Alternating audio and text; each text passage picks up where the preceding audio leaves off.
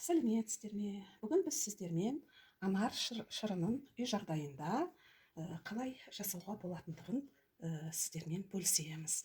Анар жемісін өздерің білесіздер, мінекей осыны төртке бөлеміз. Және бұның ішіндегі дәндерін былай бір ыдысқа түсіріп аламыз.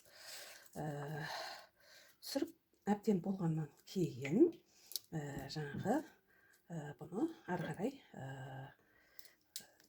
шырынын бөліп аламыз. Алдымен біз осы нені түсіріп алайық, дәндерін түсіріп алайық. Анардың шырынын өздеріңіз білесіздер, денсаулыққа өте пайдалы. Осы шырындардың ішіндегі ең керемет адамның иммунитетін көтеретін жаңағы шырындардың бірі болып табылады. Сондықтан мұны күніге жаңағы аздап 100-150 грамм ішіп тұрса, кешкілікте жатарда, бұл өте пайдалы. Бұл шырынды тек қана үлкендер емес, бұл шырынды балаларға да беруге болады. Бір жастан асқан балаларға да қасықпен өздерінің шамасынша беруге болады. Міне анар жемісінің ішіндегі дәндерін де тазалап дайындап қойдық. Енді осы анар шырынының қандай пайдасы бар екенін қысқаша ғана айтып өтейін. Анар жемісінің жаңа сығылған шырыны денсаулыққа өте пайдалы. Оның құрамында магний, калий, кальций, темір өте көп кездеседі. Бұл анар шырынын жаңағы шырындардың ішіндегі ең бірінші қатарда тұратын жаңағы табиғи шырын деп есептейді. Мінекей осы қазір түн іші жатуға жақынбыз. Жатар алдында 1-2 сағат бұрын осы анар шырынынан бір стакан ішіп алуды жөн көрдік. 3 адамға жаңағы бірдей болып 3 стаканға шығады деген үміттеміз. Бұл анар шырынын жаңағындай несі өте пайдалы екендігін дәрігерлер де жаңағы әртүрлі қан аздық болған кезде, анемия дейді ғой, сол кезде де пайдалы. Және сонымен бірге мынау қыс кезінде тұмау деген аурулар болады. Сол кезде де дәрігерлер тамақты жөтелген кезде, тамақ жыбырлаған кезде анардың таза шырынымен жаңағы шаюды ұсынады. Бұның барлығы тектен текке емес, жалпы иммунитетті де көтеруге үлкен пайдасы бар. Енді шырынымызды дайындауға көшейік. Неге шырынды аздап осылай саламыз. Жаңағы 100% таза анар шырынын бөліп шығарады.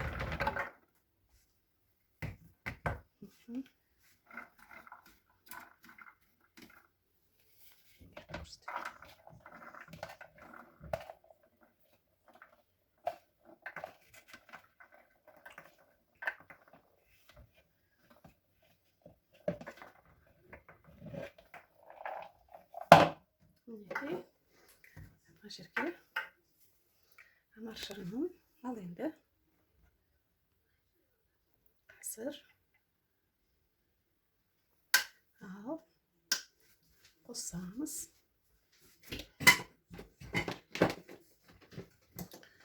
Анар шырынының жаңағы дайындаудың да жаңағы мына бір өте жақсы бөліп шығарады екен.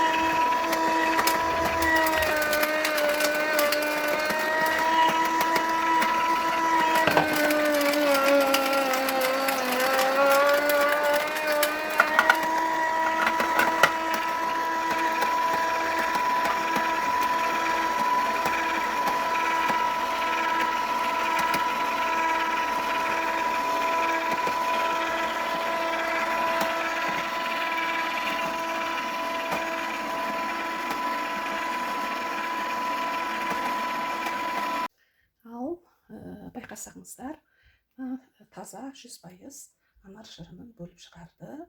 Ал мына жердегі ішіндегі сүйектері барлығын бөлек престеп, құрғақ кішкене ғана дымқыл шығар, бүкіл шырынын қалдырмай престеп сүйектерін бөліп алып шықты. Ал енді осы шырынды қазір дәмін көрейік. Стаканға құйып.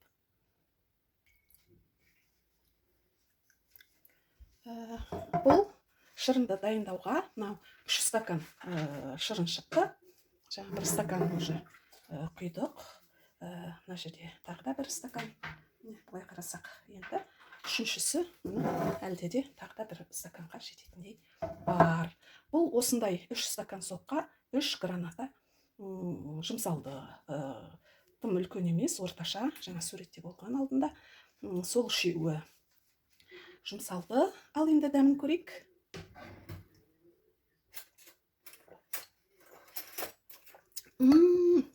Керемет. Өте таза, 100% анар шырыны өте керемет. Осындай анар шырын әртүрлі жаңағы цитрустық өнімдеріміз бар.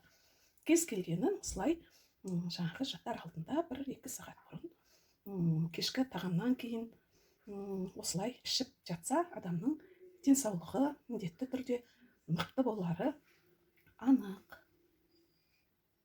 Осы анар шырынын қалай дайындау керек екендігі туралы видеом сіздерге ұнап жатса, лайк қойып, каналыма тіркелулеріңді сұраймын.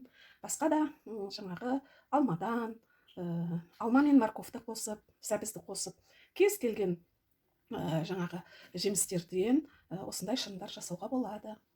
Шырындарды да мен сіздерге көрсетіп, күнде әртүрлі жаңағы жемістерден осылай жасап тұрамын. Каналыма тіркелуді ұмытпаңыздар. Көңіл қойып тыңдағандарыңызға рахмет.